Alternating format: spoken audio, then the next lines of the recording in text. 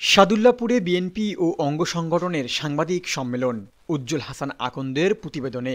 Gaibandha Sadullapur BNP Jubodal এবং ছাত্রদল সহ অন্যান্য অঙ্গ সংগঠনের সাদুল্লাপুর উপজেলা শাখার পক্ষ থেকে সংবাদ সম্মেলন অনুষ্ঠিত হয়েছে।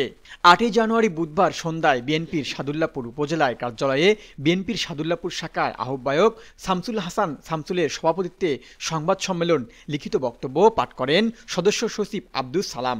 গাইবান্ধা জেলার বিএনপির সভাপতি অধ্যক্ষ ডাক্তার মঈনুল হোসেন সাদিক, সাদুল্লাপুর উপজেলার বিএনপি সদস্য সচিব আব্দুস সালাম, যুবদলের সদস্য সচিব রেজওয়ান হোসেন সুজন সহ বিএনপি ও বিভিন্ন অঙ্গ সংগঠনের দলীয় নেতাকর্মীদের ভাবমূর্তি ক্ষুণ্ণ করার অসৎ উদ্দেশ্য রাজনৈতিকভাবে নেতাকর্মীদের সম্মানহানি ও দলীয় ভাবমূর্তি বিনষ্ট করতে একটি চক্র গভীর ষড়যন্ত্রে লিপ্ত হয়েছে।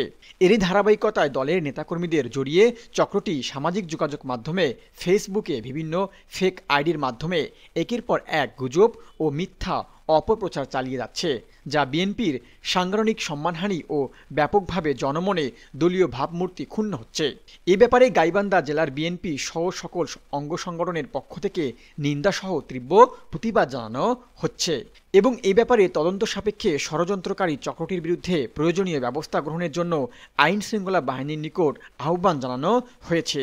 সংবাদ সম্মেলনে উপস্থিত ছিলেন যুবদল সাদুল্লাপুর উপজেলা শাখার আহ্বায়ক মাইদুল হাসান মিঠু, ছাত্রদলের সদস্য সচিব পারভেজ, ফরিদপুর ইউনিয়ন বিএনপির সাধারণ সম্পাদক মোজাহার, সকল অঙ্গ সংগঠনের নেতৃবৃন্দ সহ প্রিন্ট ও ইলেকট্রনিক মিডিয়া সাংবাদিকবৃন্দ। সাদুল্লাপুর, গাইবান্ধা।